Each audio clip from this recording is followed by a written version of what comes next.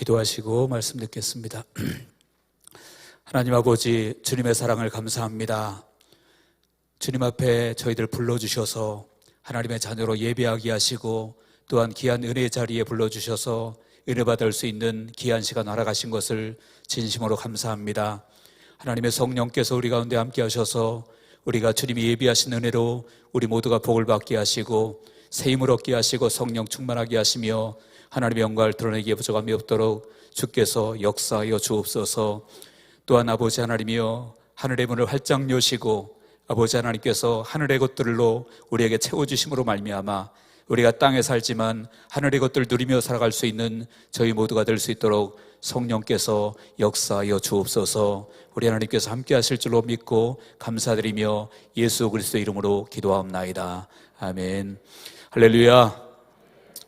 인사하시겠습니다. 옆에 계신 분, 뒤에 계신 분들에게 예수님이 왕이십니다 인사하시기 바랍니다.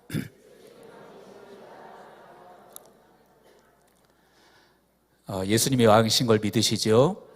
예, 오늘 본문에 보면 헤롯 왕이 있습니다. 헤롯 왕이 있는데 그 헤롯 왕이 예수님을 죽이려고 하는 장면이 나옵니다. 죽이려고 하는 그런 모습이 나오는데 그 이유가 무엇이냐면 동방박사들이 예수님이 탄생하셨다는 소리를 듣고 예루살렘에 와서 예수님이 어디 계시냐 이렇게 물으니까 그 헤롯 왕과 그곳에 있는 많은 사람들이 소동을 하고 그리고 나중에 그 헤롯 왕이 예수님을 죽이려고 하는 그런 모습이 보입니다. 그렇다면 여러분, 이 헤롯 왕은 왜 예수님을 죽이려고 했을까요? 헤롯 왕은 과연 메시아를 기다리지 않았을까요? 여러분, 이스라엘 백성들은 누구나 할 것 없이 다 메시아를 기다리고 살았습니다. 그것이 그들에게 소망이었어요. 그런데도 불구하고 이 헤롯 왕이 예수님을 죽이려고 하는 이유가 무엇이겠습니까? 그것은 바로 예수님이 왕이시라고 동방박사가 얘기했기 때문입니다. 그래서 헤롯 왕은 자신 외에 또 다른 왕이 있기를 원치 않았다라는 얘기죠. 그래서 동방박사가 질문할 때 오늘 본문 2절에 보면 유대인의 왕으로 나신 이가 어디 계시냐 이렇게 질문을 했었죠. 그런데 헤롯 왕은 2장 4절에 보니까 그리스도가 어디서 나겠느냐 이렇게 묻습니다. 그러니까 묻는 포인트가 다르죠. 동방박사들은 유대인의 왕으로 나신 이가 어디 계시냐 이렇게 묻는데 이 헤롯은 그리스도가 어디서 나겠느냐 이렇게 묻고 있습니다. 그래서 이것이 무슨 말이냐면 헤롯 왕의 마음속에는 메시아는 기다릴지 몰라도 자신 외에 다른 왕이 있기를 원하지는 않았다라고 하는 사실입니다. 그런데 여러분, 이것이 헤롯 왕에게만 있는 것이 아니라 사실은 우리의 마음속에, 우리 속에도 이런 모습이 때때로 있을 때가 있다라는 거예요. 예수님을 믿는다고 말은 하지만 그런데 내 안에 절대로 빼앗기기를 원치 않는 것, 빼앗기기 싫어하는 것들, 다시 말하면 주님이 아닌 다른 것들이 왕노릇하고 있는 것이 우리 속에 있을 수 있다라는 얘기죠. 물론 평소에는 잘 드러나지 않습니다. 예수님이 왕이라고 말하고 평소에는 잘 드러나지 않지만 결정적일 때가 되면 내 속에 있는 왕이 드러날 때가 있다라는 거예요. 그래서 결정적일 때가 되면 그 둘 중에 하나를 선택해야 된다고 한다면, 다시 말하면 예수님을 선택하든지 아니면 내 속에 숨겨진 왕을 선택해야 될 때가 온다면 그때 결정적일 때는 나도 모르게 예수님보다는 내 속에 숨겨진 왕이 드러날 때가 있다라고 하는 것이죠. 본문에 보면 헤롯도 8절에 보니까 예수님을 자신도 경배하겠다고 말은 합니다. 말은 하지만 실제적으로 이 헤롯 왕의 마음속에는 예수님이 왕이기를 싫어했다라는 거예요. 그렇다면 여러분, 우리 속에 과연 내 안에 숨겨진 다른 왕은 어떤 것이 있을까요? 이제 몇 가지를 한번 살펴보려고 하는데, 첫째는 우리 속에 숨겨진 왕이 무엇이냐면 권력이라는 욕심, 그것이 내 속에 왕노릇할 때가 있습니다. 성경에 보면 여러 왕들이 나오죠. 그런데 이스라엘에서 가장 지금까지 존경받는 왕이 누구냐 하면 다윗 왕입니다. 여러분들이 잘 아시겠지만 다윗 왕인데, 이 다윗 왕은 권력욕을 갖지 않았습니다. 물론 인간적으로 볼 때 권력에 대한 욕심이 없다고 그렇게 단정할 수 있을 수는 모르겠지만, 그런데 그의 마음속에 중요한 것은 설령 권력에 대한 욕심이 인간적으로 있었을지 모르나, 그러나 그의 믿음으로, 신앙으로 그 권력욕보다는 하나님을 왕으로 늘 삼았다라는 사실입니다. 그래서 다윗 왕은 근본적으로 자신이 가졌던 권력욕보다 하나님이 왕이라고 하는 사실을 언제나 잊지 않고 그렇게 살았습니다. 그렇기 때문에 다윗이 이제 왕이 되기 전에 사울 왕에게 쫓겨다녔죠. 계속해서 쫓겨다녔는데 사실은 하나님께서 이미 다윗이 왕이 될 것을 알려주셨어요. 그렇기 때문에 이 사울 왕을 마음만 먹으면 얼마든지 자신이 해결하고 죽이고 자신이 왕위에 오를 수도 있었습니다. 그리고 그런 기회도 여러 번 있었죠. 그런데 다윗은 사울을 그런 기회가 있었지만 죽이지 않았습니다. 그러면서 뭐라고 말합니까? 하나님이 기름 부으신 왕을 내가 내 사람의 힘으로 해칠 수 없다라고 그렇게 말합니다. 그리고 나중에 후에 그 압살롬이 반역을 일으켜서 압살롬이 아버지를 대적하고 반역을 일으키죠. 그때도 다윗은 어떻게 합니까? 싸우지 않고 그냥 피난을 떠납니다. 이런 모든 것이 왜 그렇습니까? 자신을 세우신 분이 하나님이라는 사실을 알았고 자신을 폐할 수 있는 분도 하나님이라는 사실을 다윗은 알고 있기 때문에 그렇습니다. 다시 말하면 다윗은 늘 누가 왕이었습니까? 마음속에 주님이 왕이었다라는 사실이에요. 반대로 사울은 어떻습니까? 사울도 다윗과 똑같이 처음에 그 왕을 세우신 분은 하나님이셨습니다.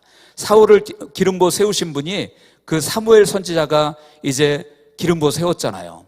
그래서 하나님이 세우신 건 맞지만 그러면 여러분 끝까지 그 자신이 왕된 것을 누가 세웠다고 믿어야 됩니까? 하나님이 세우셨다고 믿어야 되고 자신을 주관하시는 분이 하나님이라는 사실을 믿어야 되는데 사울은 나중에 자기 힘으로 자기 왕위를 지키려고 온갖 못된 짓을 다 하고 또 다윗을 죽이려고 그렇게 쫓아다닙니다. 그것이 무엇입니까? 바로 권력에 대한 욕심이었죠. 그런데 여러분 오늘 본문에 나오는 헤롯도 똑같은 사람이었다라는 거예요. 자기 외에 왕이 있기를 원치 않았다라는 것이죠. 이것이 여러분 권력욕입니다. 요즘에 정치인들 보면 많은 사람들이 이 권력에 대한 욕심에 사로잡혀서 불의와 타협하는 경우가 얼마나 많이 있는지 모릅니다. 불신자들만 그러는 것이 아니라 믿는 사람들도, 믿는 정치인들도 이제 자기 금배지 하나 놓치기 싫어서 불의와 타협하고 그래서 차별금지법이 잘못된 것임을 알매도 불구하고 그것을 말하지 못하고 불의와 타협하는 사람들이 얼마나 많이 있는지 몰라요. 왜 그렇습니까? 그 알량한 그 금배지 하나 가지고 권력에 대한 욕심 놓치기 싫어서 공천받지 못할까 봐 그런 일들이 벌어지고 있다는 거예요. 여러분 세상에서만 그렇습니까? 사실은 교회 안에서도 때때로 이런 모습이 우리 가운데 일어날 때가 있다라는 거예요. 마태복음 20장 21절에 보면 그렇습니다. 그 세베대의 어머니가 와서 얘기합니다. 이 나의 두 아들을 주의 나라에서 하나는 주의 우편에 하나는 주의 좌편에 앉게 명하소서. 야고보와 요한의 어머니였거든요. 그래서 와가지고 예수님께 와서 주님의 나라가 임할 때 우리 아들들 둘인데 하나는 주의 좌편 하나는 주의 우편에 앉게 해주십시오. 이렇게 지금 요청하고 있는 것입니다. 무엇입니까? 그들조차도 주님을 따라다니는 주님의 어머님에도 불구하고 높은 자리, 권력에 대한 욕심을 그렇게 가지고 있다라는 거예요. 여러분 교회 안에서는 이런 일이 없기를 주님의 이름으로 축원드립니다. 권력욕이라는 것이 거창하게 임금이 되고 대통령이 되고 높은 자리에 올라가는 것도 물론 권력욕이겠지만 내가 가진 힘으로 다른 사람을 이기고 제압하고 내가 그 위에 군림하려고 하는 그 마음 자체도 권력에 대한 욕심인 것입니다. 그렇기 때문에 그런 것들도 우리 마음속에 교회 안에 그런 마음이 있다면 교회 안에서도 권력에 대한 욕심이 있는 거라고 말할 수 있다는 거예요. 여러분들 주님은 뭐라고 말씀하십니까? 주님은 오히려 우리에게 섬기라고 말하는 것을 믿으시기 바랍니다. 빌립보서 2장 5절에서 7절에 보니까 그렇게 말씀합니다. 너희 안에 이 마음을 품으라. 곧 그리스도 예수의 마음이니 그는 근본 하나님의 본체시나 하나님과 동등됨을 취할 것을 여기지 아니하시고 오히려 자기를 비워 종의 형체를 가져 사람들과 같이 되셨고 하나님이신데 종의 형체를 가져서 사람들처럼 되어서 이 땅에 오셨다라고 말합니다. 주님은 권력욕이 아니라 아예 왕이십니다. 그런데 그런 모든 것들을 내려놓고 이 땅에 오셔서 종이 되셨다, 섬기는 자가 되셨다라고 말씀하십니다. 마가복음 10장 45절에도 인자가 온 것은 섬김을 받으려 함이 아니라 도리어 섬기려 하고 자기의 목숨을 많은 사람의 대속물로 주려 함이니라. 자기의 목숨을 많은 사람의 대속물로 주려 함이라고 말씀하고 있습니다. 여러분, 그러므로 우리가 예수님을 정말로 예수님이 나의 왕이라고 한다면 우리들도 섬기는 자가 되어야 될 줄로 믿으시기 바랍니다. 내가 왕이면 섬기는 자가 될 수가 없겠죠. 헤롯 왕처럼 그저 다른 사람이 왕 되는 것 못마땅해 하고 어떻게든지 해결하려고 하고 내가 높아지려고 하고 이런 모든 것들이 무엇입니까? 이것이 바로 권력에 대한 욕심인 줄로 믿습니다. 그래서 여러분들, 교회 아니라고 이런 것이 없지는 않다는 얘기예요. 그러므로 우리가 정말로 예수님을 왕으로 삼는다면, 예수님이 왕이라고 한다면 이러한 마음을 내려놓고 섬길 수 있는 저와 여러분들 되어지기를 주님의 이름으로 간절히 축원드립니다. 주님께서도 그것을 위해서 이 땅에 왕을 내려놓고 이 땅에 오셨다라고 말씀합니다. 두 번째로 우리 속에 숨겨진 왕은 무엇이 있을까요? 그것은 바로 물질에 대한 탐욕입니다. 물질욕이에요. 여러분, 우리 속에 물질에 대한 욕심이 있으면 결코 주님이 왕이 될 수 없습니다. 아무리 겉으로 보기에 주님을 믿는 것 같고 주님을 사랑한다고 말은 할지라도 우리 속에 물질에 대한 탐욕이 있으면 결코 주님을 왕으로 섬길 수 없어요. 마태복음 6장 24절입니다. 같이 한번 읽어보겠습니다. 마태복음 6장 24절 시작. 한 사람이 두 주인을 섬기지 못할 것이니 혹 이를 미워하고 저를 사랑하거나 혹 이를 중히 여기고 저를 경히 여김이라. 너희가 하나님과 재물을 겸하여 섬기지 못하느니라. 아멘. 여기 보니까 너희가 하나님과 재물을 겸하여 섬길 수 없다. 다시 말하면 두 주인, 두 왕을 섬길 수가 없다라는 거예요.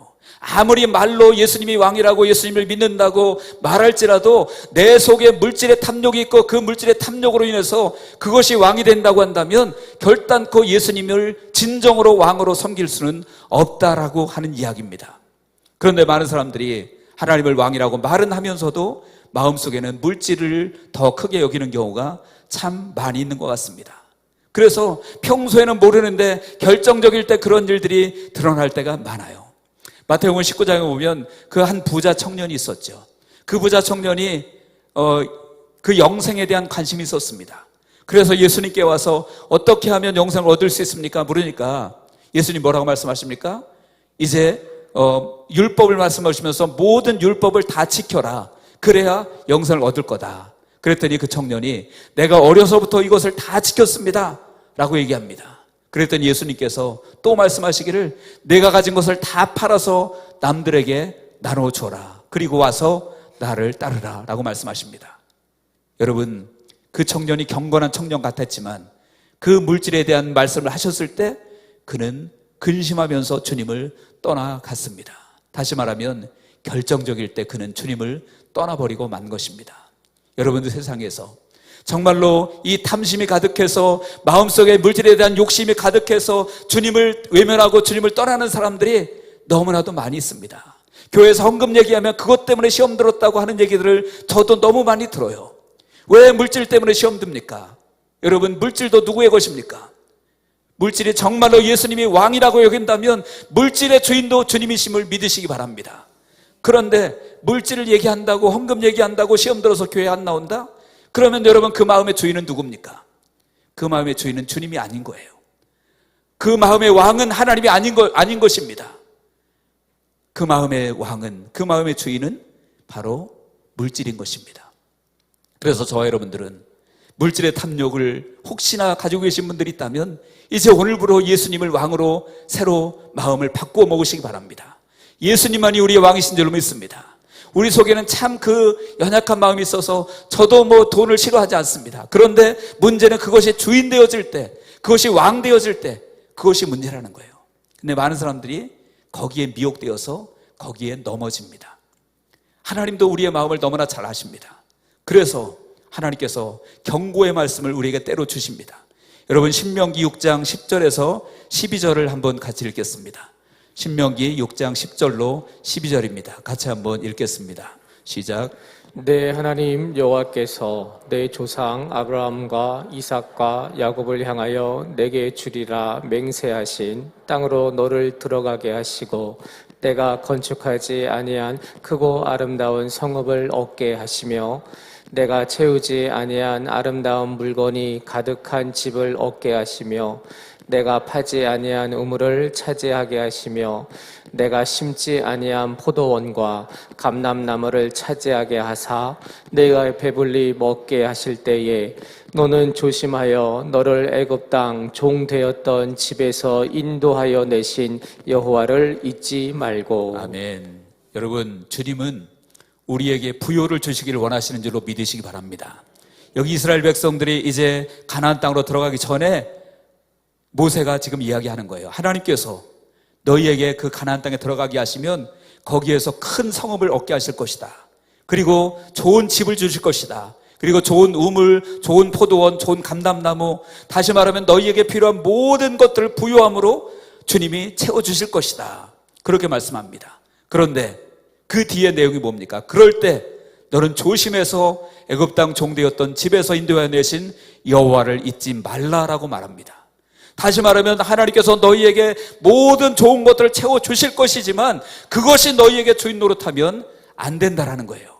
아무리 하나님께서 많은 것을 주셨다고 할지라도 그것보다도 그 주신 하나님이 너희의 주인 되어줘야 되고 그 하나님이 너희의 왕 되어야 된다고 주님이 말씀하고 있는 것입니다. 여러분, 주님께서 우리에게 복을 주시면 그 복을 주신 하나님께 감사하시기 바랍니다. 그 복을 주신 하나님께 감사하고 하나님께 영광 돌리고 그 하나님을, 그 주님을 왕으로 삼는 저와 여러분들 되시길 바랍니다. 그런데 때때로 사람들이 하나님이 복을 주시면 그 복을 주신 하나님은 잊어버리고 그 복에 취해서, 그 물질에 취해서 그것이 왕되어서 그냥 신앙을 떠나버리는 사람들도 종종 있는 것을 봅니다. 여러분들, 저와 여러분들은 한 분도 그런 분이 없게 되어지기를 주님의 이름으로 축복합니다. 정말로 예수님이, 우리 하나님이 왕 되어지길 바랍니다. 물질이 왕되고 세상이 왕되는 그때부터 여러분들 어떻게 될까요? 우리 인생은 하나님으로부터 멀어질 수밖에 없고 우리 인생은 비극으로 끝날 수밖에 없게 될 것입니다.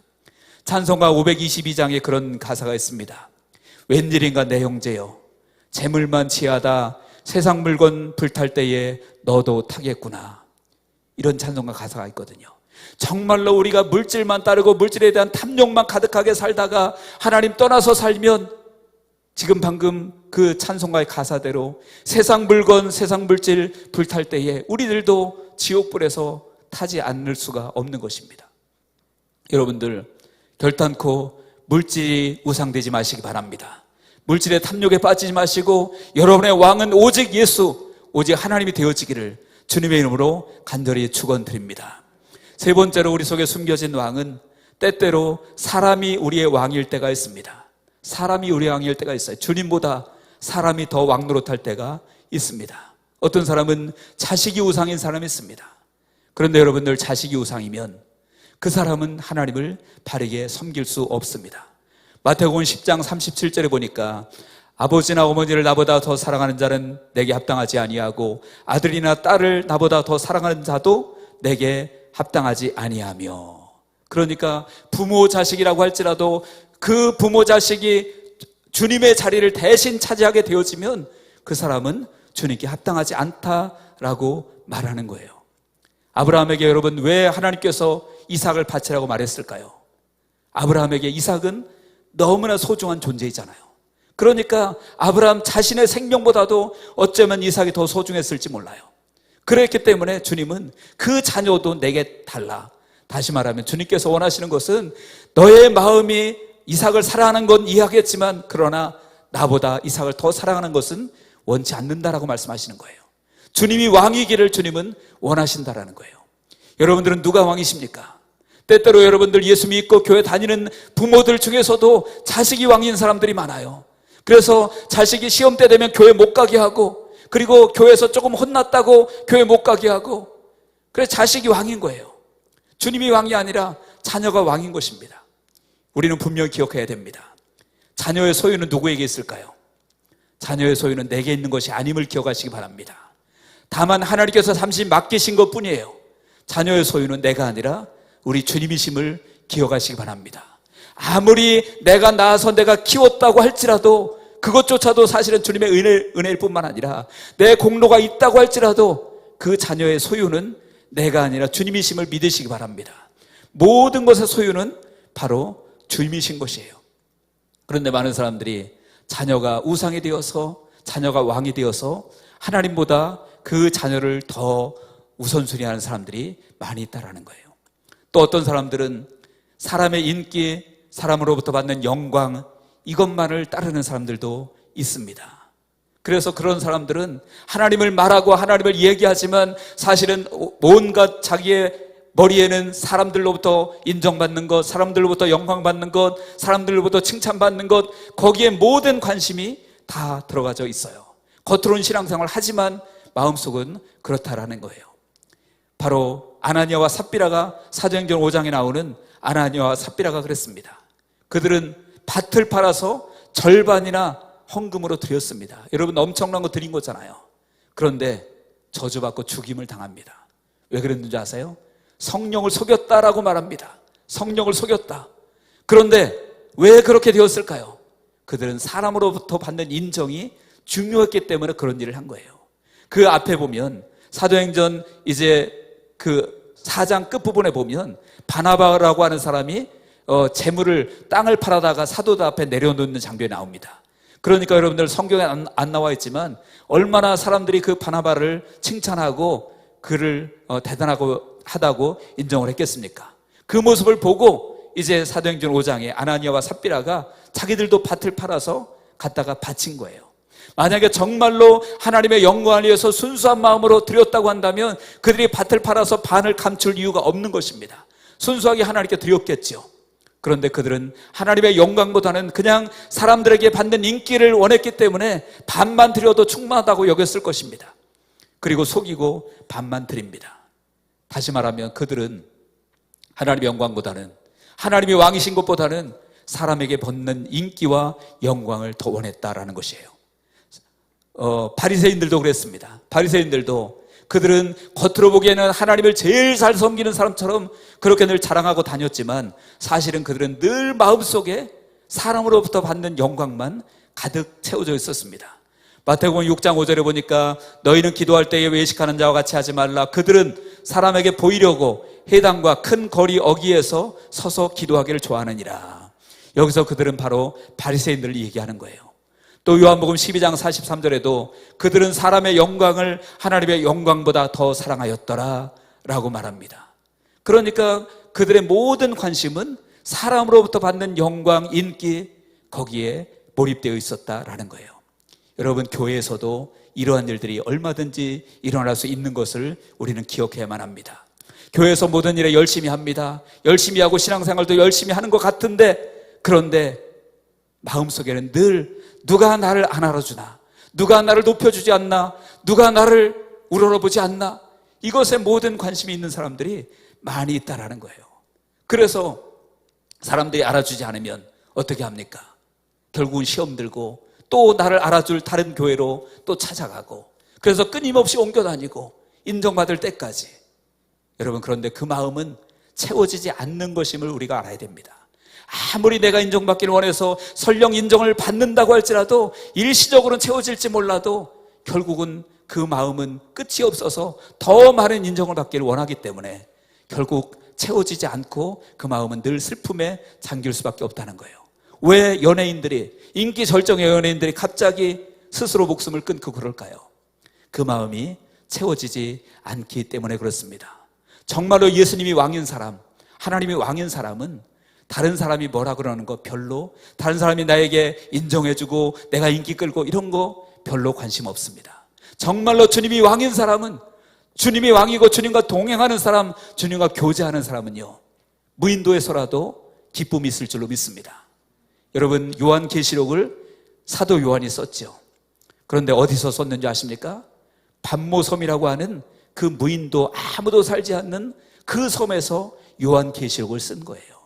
다시 말하면 그 사도 요한은 사람들에게 받는 인정, 인기 그런 거 없었어도 이제 그 무인도에서 하나님과 늘 교제하면서 하나님과 동행하면서 살면서 하나님이 주신 놀라운 은혜를, 계시를 기록한 글이 바로 요한계시록이었다라는 거예요.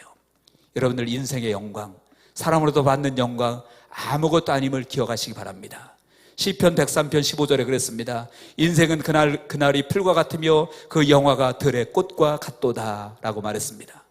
그날이 풀과 같고 그 영화는 풀의 꽃과 같다라고 말씀합니다. 사람으로부터 받는 영광은 아무리 큰 영광이라고 할지라도 어느 날 무너질 수 있는 영광이 그 영광인 것을 기억하시기 바랍니다. 오직 주님께서 여러분들을 영광스럽게 하실 때에 그 영광이 영원한 영광임을 기억하시기 바랍니다. 그렇게 되려면 주님이 왕이어야 될 줄로 믿습니다. 오직 주님만이 왕이신 저와 여러분들 되시기를 바랍니다. 네 번째로, 어떤 사람은 세상 쾌락 즐거움이 왕인 사람들이 있습니다. 어떤 사람들은 세상이 너무 즐거워서, 세상이 너무 좋아서 한때는 신앙생활을 잘하다가 세상으로 나간 사람들이 참 많이 있습니다. 요즘에 코로나 이후로, 코로나 핑계대고 이제 교회 안 왔던 분들이 많이 있었죠. 그리고 온라인으로 예배 드리면서 세상 즐거움을 맛본 사람들이 많이 있는데 끝남에도 불구하고 나오지 않는 분들도 꽤 많이 있습니다. 왜 그렇습니까? 세상 편한 맛을 봤거든요. 예배도 그냥 집안에서 편안하게 드리는 맛을 봤거든요. 그러니까 그게 좋으니까 나오고 싶어도 나오려고 의지는 가져도 잘 그것이 행동으로 옮겨지지 않는 거예요. 여러분들, 세상 즐거움, 세상 쾌락은 무엇입니까? 그것은 여러분들 우리의 영혼을 망하게 하는 지름길임을 기억하시기 바랍니다. 세상의 쾌락이 좋아 보여도, 세상의 즐거움이 좋아 보여도 그 쾌락에 빠지면 결국은 우리의 영혼이 완전히 망가지는 거예요. 여러분, 제가 요즘에 그 동성애 차별금지법 얘기를 많이 하는데, 어제 제가 들은 얘기가 네덜란드에는 2014년도인가 차별금지법이 통과됐다고 하더라고요. 그래서 그 학교에서는 그냥 동성애에 대해서 교육을 의무적으로 해야 되는 것이고, 그 교육을 받지 않으면 불이익을 당하는 거예요. 성적이나 여러 가지 면에서 불이익을 당하는 겁니다. 그런데 그 차별금지법이 통과되고 동성애가 늘어나기 시작하는데, 여러분, 동성애는 선천적인 것이 아니라 그것은 여러분 중독입니다. 중독이어서 나도 모르게 호기심에 빠져서 거기에 빠지면 안 그랬던 사람들도 거기에 빠져서 점점 그 숫자가 늘어나는 거예요. 그래서 그 네덜란드에서 어떤 학생이 그 이메일을 썼는데, 그 이메일에 쓴 내용에 보니까 그 차별금지법이 통과되고 나서 학교에서 그런 교육을 시작하고 나서 그 학교의 학생의 절반이 동성애자가 되었대요. 절반이. 여러분, 무엇입니까? 그 절반이 다 선천적으로 타고나서 그런 사람이었을까요? 아니에요. 다 정상적인 사람들이었어요. 그런데 그 잘못된 법이 들어오고 사람들이 거기에 빠지고 세상 쾌락에 빠지고 중독되다 보니까 이제는 헤어나지 못하고 거기서 점점 많은 사람들이 빠지게 되어진 거예요. 여러분, 세상 쾌락이 좋은 것 같아도 독임을 기억하시기 바랍니다. 세상 쾌락은 독이에요. 여러분들, 주님이 왕이 되어지기를 주님의 이름으로 축원드립니다. 예수님이 왕이 되어야 될 줄로 믿습니다. 세상이 즐거워서 거기에 빠지면 결국은 나도 모르게 내 영혼이 망가지고 내 육체도 망가지고 마지막에 지옥 갈 수밖에 없게 되어지는 것입니다. 저와 여러분들은 세상 즐거움이 아니라 오직 예수 안에 있는 기쁨과 소망 가운데 살아가는 우리 모두가 되어지기를 바랍니다. 마지막입니다. 우리 속에 왕노릇하고 있는 것, 우리의 자아, 우리의 자존심이 때때로 우리의 왕노릇할 때가 있습니다. 여러분, 이런 사람들은, 우리 속에 있는 자아와 자존심이 왕노릇하는 사람들은 자존심에 금이 가는 것을 잘 견디지를 못합니다. 견디지를 못해요. 그래서 여러분들, 자존심이 어떻게 보면 좋은 말인 것 같기도 하지만 사실은요, 자존심이 높다는 것은, 자존심이 세다는 것은 자존감이 약하다는 거예요. 비슷한 말인 것 같죠? 자존심과 자존감은 근본적으로 다릅니다. 자존심은 무엇이냐면 우리 속에 자기 연민이라는 그런 감정이에요. 자기 연민, 자기 연민의 감정에는 여러분들 이기적인 감정이 많이 들어있는 거예요. 그래서 그것이 강하면 강할수록 자존심이 강하다, 이렇게 말하는 것입니다. 반대로 자존감은 무엇입니까? 자존감은 하나님이 내게 주신 마음이에요. 그래서 주님 안에서 내가 소중한 자라는 것을, 자기 자신이 소중한 존재라는 것을, 그 가치를 아는 것이 바로 자존감입니다. 그래서 여러분들, 자존심과 자존감은 정반대의 것입니다. 그런데 어떤 사람은 자존심이 강해서, 너무 강해서, 자기 자신의 자아가 강해서, 자기라는 나라는 것이 강해서 그것이 왕노릇하니까, 그러니까 내 안에 주님이 들어올 틈이 없는 거예요. 반대로 자존감이 강한 사람은, 자존감이 높은 사람은 그 자존감은 내가 높이려고 높아지는 것이 아니라 주님이 내 안에서 역사하시고 그 주님의 사랑이 내 안에 넘치면 자존감이 높아지는 거예요. 어떤 사람이 그렇게 되겠습니까? 주님이 왕인 사람이 그렇게 될 줄로 믿으시기 바랍니다. 물론 우리 인간은 근본적으로 볼 때 자존심이 누구에게나 다 있죠. 그 정도의 차이일 뿐이지만 자존심이 있지만, 그러나 그 자존심이 왕노릇하면 안 되는 것입니다. 그것을 내려놓고 주님이 내 안에 왕노릇하게 만들 때 나는 자유하게 될 줄로 믿으시기 바랍니다. 그리고 주님이 왕될 때, 자존심이 아니라 주님이 왕될 때 사실은 하나님도 영광 받으실 뿐만 아니라 다른 사람에게도 바로 예수의 생명을 흘려 보낼 수 있게 되어질 것입니다. 그래서 바울은 그렇게 고백합니다. 바울은 모든 사람을 위해서 내가 나를 종으로 만들었다라고 말합니다. 고린도전서 9장 19절에 보니까 내가 모든 사람에게서 자유로우나 스스로 모든 사람에게서 종이 된 것은 더 많은 사람을 얻고자 함이라. 바울은 자존심을 다 내려놓았다라고 말하는 거예요. 모든 사람에게 종이 되었다. 왜요? 모든 사람을, 더 많은 사람을 얻기 위해서. 예수님도 마찬가지 아닙니까? 예수님은 하나님이신데, 하나님의 아들이신데 이 땅에 오셔서 인간의 모습, 더럽고 추한 인간의 죄된 모습 가지고 오셔서 심지어 죽음에 이르기까지, 그래서 죽은 시체가 되기까지 예수님은 자기의 모든 것을 내려놓으셨습니다. 여러분들, 우리에게 있는 자존심이 물론 있으시겠지만 주님이 왕되어서, 그 자존심이 왕되지 말고 예수님이 왕되어서 여러분들 자유하시기를 주님의 이름으로 축원드립니다. 자존심이 왕되는 한 자유할 수 없습니다. 그리고 주님이 왕될 수가 없어요. 이제 말씀의 결론을 맺고자 합니다. 여러분들, 우리 속에 과연 누가 왕인지 한번 깊이 생각해 보시기 바랍니다. 말로 내가 예수님이 왕이다라고 고백하는 것 외에 우리의 삶 가운데 실제로 누가 왕으로 드러나고 있는지 한번 스스로를 우리가 돌이켜 보았으면 좋겠습니다. 헤롯은 결국은 자기 자신이 왕되었고 예수님이 왕되기를 원치 않았기 때문에 예수님을 만나지도 못했고 그의 인생은 비참한 인생이 될 수밖에 없는 것입니다. 그리고 주님을 만나지 못합니다. 그러나 주님은, 우리가 예수님을 왕으로 인정하고 전심으로 주님을 구하면 주님이 우리를 만나주신다라고 말씀합니다. 예레미야 29장 13절에 보니까 너희가 온 마음으로 나를 구하면 나를 찾을 것이요 나를 만나리라. 다시 말하면 주님이 그냥 옆에 와 있겠다 정도가 아니라 우리와 함께 살겠다라고 말씀하고 있는 것입니다. 오늘 본문에 나오는 동방박사들은 어떻습니까? 그들은 철저히 예수님을 왕으로 인정했던 사람입니다.